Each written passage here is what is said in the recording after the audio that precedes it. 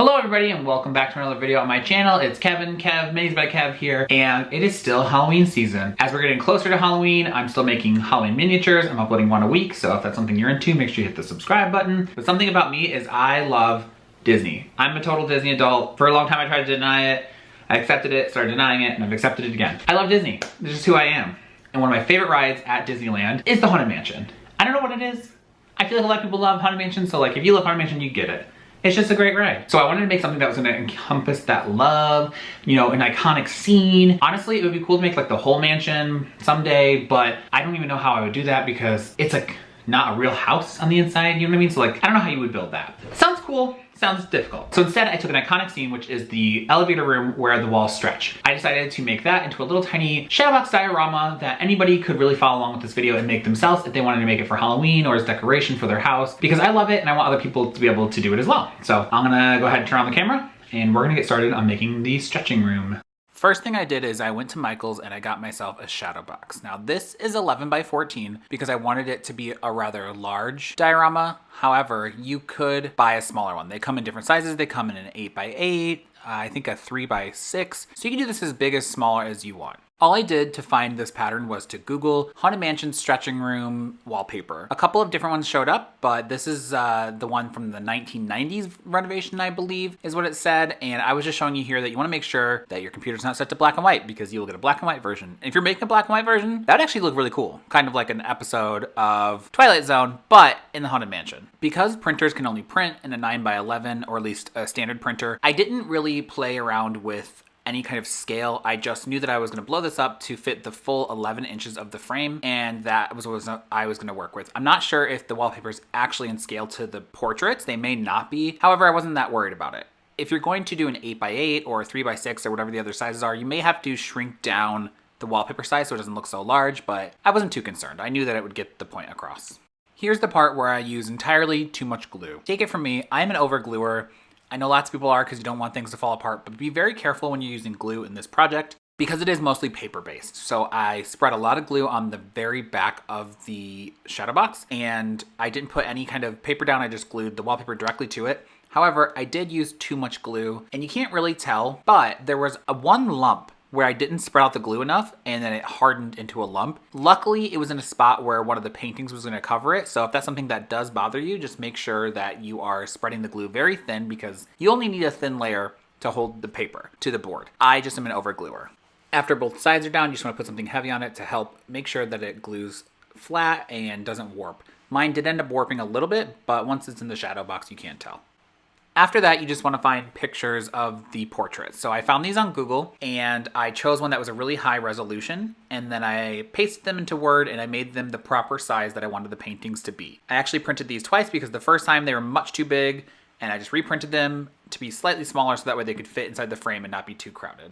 I knew I wouldn't be able to recreate the actual frames from the Haunted Mansion ride because they are very intricate. They have a lot of carvings and circular things going on that I just knew I wouldn't be able to create miniature with what I had, and I wanted to use things I already had around my house. Instead, I decided to use popsicle sticks. Now, the popsicle sticks I actually own are not big enough, so I had to use 2 for the sides to actually match the length. When it's in the project, I feel like at a glance you can't tell that there's 2, but if that's gonna bother you, just go ahead and buy some wood that is either longer, or you could even use mat board if you just cut it to the length of the side of the project and then just paint it to look like wood. I just like the way that popsicle sticks look. I feel like they're a good thickness. I feel like they are wood, so they look like wood. And it's just what I had at hand. I have some mat board, but it is more expensive as well, so I went with popsicle sticks. You can pick any color to make the frame. I decided to go with the burnt umber color because I thought that maybe the brown would help match the wallpaper in the background. So I ended up going with the raw umber, and I did about 3 to 4 coats because I wanted it to be a little dark. I've seen some other miniaturists claim that using a makeup brush is actually a good way to dry brush. So I went and bought a really cheap one. I think it was like $1, and I decided to try this out. Now, I have a complicated relationship with dry brushing. As you probably know if you've watched any of my past videos, I'm not the best at it. I like the way that things look when they're dry brushed. I just don't know if I'm necessarily good at it. But I'm practicing, I'm getting better, and that's what matters. But what I will say is that the dry makeup brush, I think, could work if you know what you're doing with dry brushing. However, because I'm still learning dry brushing and I'm still kind of struggling with it, I ended up abandoning this and using a regular paintbrush later on because I just couldn't get the makeup brush to work how I wanted it to. If you're trying to do this at home, you can use a makeup brush, a paintbrush, it doesn't really matter. All you want to do is pick another color. I chose a different shade of brown that I had sitting around that I used in other projects, and I just dry brushed it and to give it some highlights. Here I am trying to show you what that looks like. It is a little difficult to show on camera, but trust me, in real life, it looks much better when you dry brush.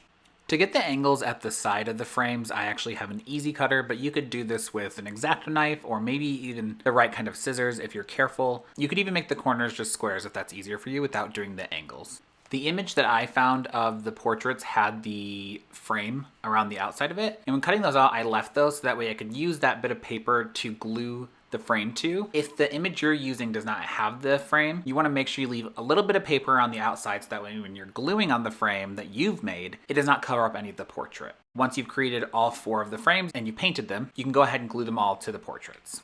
Here I am just showing you what they look like once the frames are done, and I propped them up against it to try and figure out what order I was going to hang them in. I'm not sure if this is actually accurate to the ride because it is a circle. However, I just wanted it to go alternating because I know that's how it is. Just not sure if it's the right order.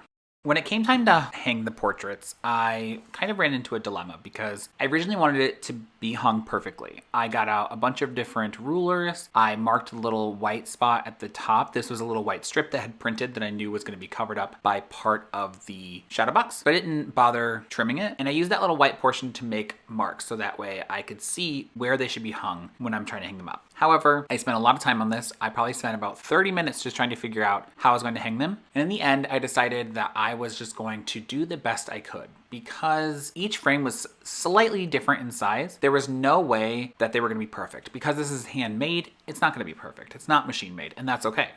You just kind of have to roll with it. You have to kind of roll with the punches.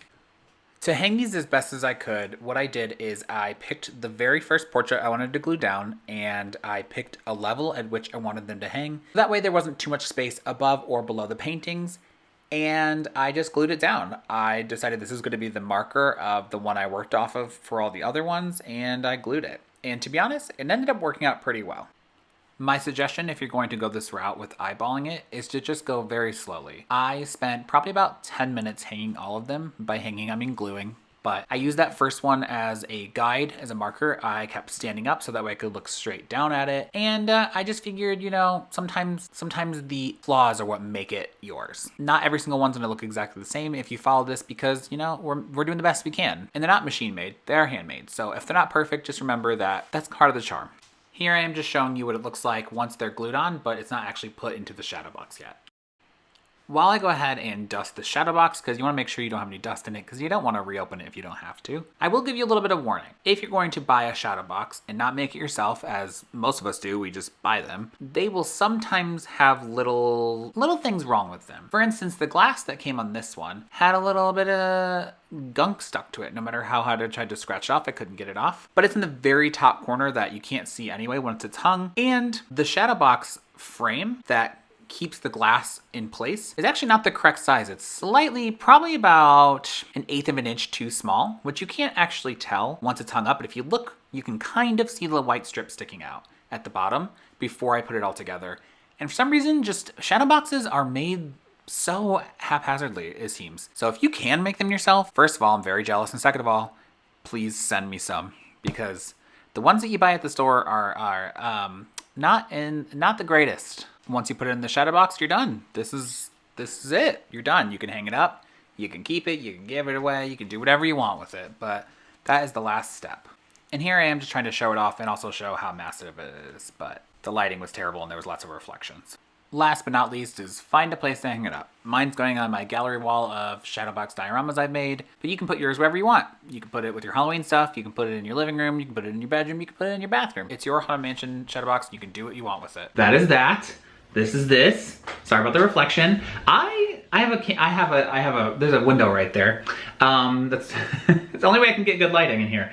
It's not even that great. But I love this. It turned out so good. And I just think I just love it. I love it so much. Wasn't expecting it to like it as much. Cause I was like, oh yeah, this will be cute, this will be cool, it'll be Haunted Mansion. I love Haunted Mansion. But just, there's something about it that I just think looks so cool. And I got this giant picture, this giant shadow box for something completely different. And I have some other ones I'm gonna do with that in the future video. But I just thought this was, I don't know. I just, like, look at it.